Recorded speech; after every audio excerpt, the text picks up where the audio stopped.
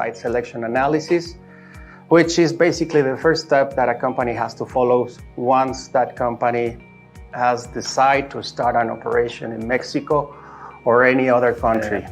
We consider 4 main steps during this analysis. The first one is the understanding of the project. Of course, this is the first thing to do, to have a very clear understanding of the project. What is the scope of the project? What is the company objective for this? What is the corporate criteria? So once having this very clear, we will start with a regional site selection. Having the understanding of the project, we can define some cities to evaluate. Once we define these cities, we will go to perform a cost analysis to define how much will it cost to operate in these different cities or regions. Having this information, then we can perform or have a matrix for comparative purposes, so we can have a final decision about the city. Which city are we going to be choosing, or which one is the one that we will choose.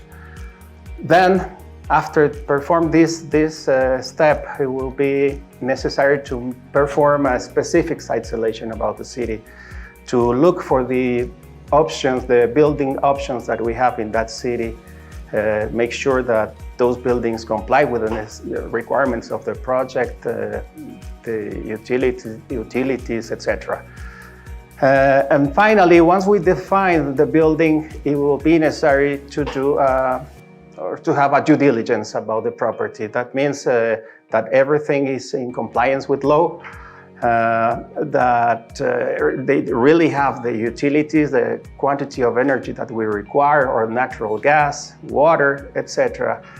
And after to have that due diligence ready and everything is okay, then we have the final selection.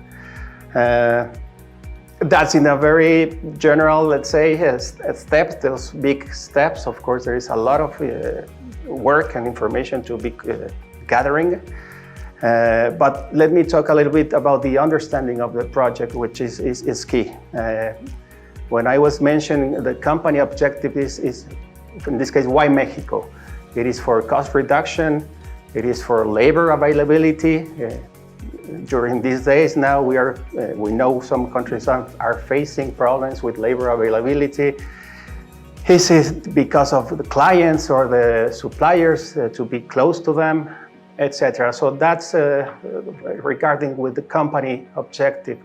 With the project scope, we have to take care, or it is a what we are going to do, what products are we going to be manufacturing, what kind of people do I require, what kind of skills do we need, what will be the headcount of the project, etc. Those are the whats. And finally, the corporate criteria, which is when do we have to start the production, or the start of production, the time frame for this. Do we want to be in an industrial park or no?